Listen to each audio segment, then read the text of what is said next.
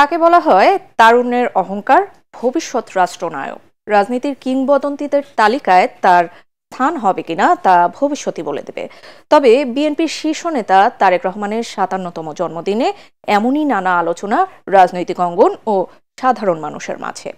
১৯৬৭ সালের এই দিনে জন্ম নেয়া এই নেতার জন্মদিন এবার পালন হচ্ছে কোনো উৎসব আয়োজন ছাড়াই। নেতাকর্মীদের প্রতি কঠোর বার্তা, করা যাবে না কোনো আয়োজন।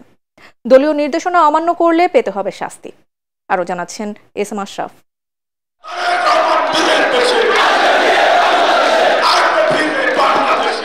নায়ক তিনি, যিনি মানুষকে স্বপ্ন দেখান, দেশের কথা বলেন, মানুষের কথা শোনেন, মানুষের পাশে দাঁড়ান সুখে দুঃখে, আপদে বিপদে। বিএনপির নেতাকর্মীরা মনে করেন তাদের নেতা তারেক রহমান সেই কাজটি করছেন, আর তাই তারা তাকে বলছেন দেশনায়ক, আগামীর রাষ্ট্রনায়ক। সে দেশনায়কের ৫৭তম জন্মদিনটি হতে পারত জাঁকজমকপূর্ণ, দলীয় কর্মীদের বাঁধ ভাঙা উৎসবে রঙিন বর্ণিল। কিন্তু সেই উদযাপনের চাওয়াতে রাশ টেনেছেন তারেক রহমান নিজেই। দেশের এই ক্রান্তিকালে জানিয়েছেন কোনো অনুষ্ঠান আয়োজন নয়। যদিও বড় রাজনৈতিক দলের প্রধান ব্যক্তির জন্মদিন মানেই আয়োজনের বাড়াবাড়ি, নিজেকে জাহির করা নিয়ে প্রতিযোগিতা। তবে নতুন বাংলাদেশের স্বপ্ন দেখানো বিএনপির ভারপ্রাপ্ত চেয়ারম্যান বারবার ভিন্ন বার্তাই দিতে চাইছেন কাজে কথায়।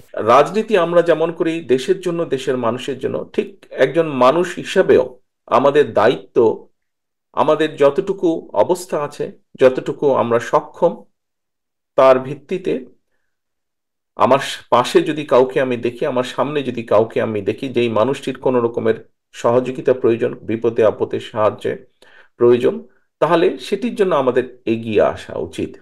ওয়ালটন এসিতে ইনস্টলেশন একদম ফ্রি।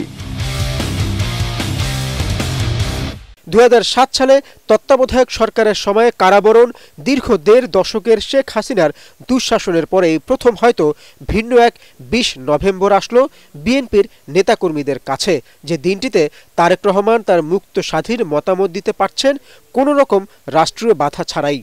আমি সংস্কার বলতে সেটিই বুঝি যা কর্মসংস্থানের মাধ্যমে প্রতিটি নারী ও পুরুষের বেকারত্বের সমস্যার সমাধান করবে, যে সংস্কার নারীদের সম্মান, স্বাধীনতা ও ক্ষমতায়ন নিশ্চিত করবে, যে সংস্কার বাজারে নিত্য প্রয়োজনীয় দ্রব্যের দাম স্থিতিশীল রাখবে।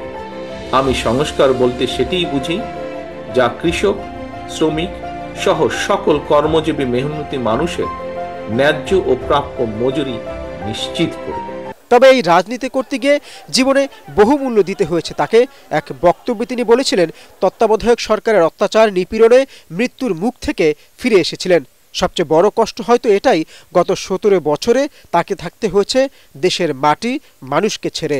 তবে মায়ের সাথে দেখা করতে না পারার যন্ত্রণা, প্রিয় ছোট ভাই আরাফাত রহমান কোকুকে হারানোর বেদনা হয়তো কোনো কষ্টের সাথেই তুলনার নয়।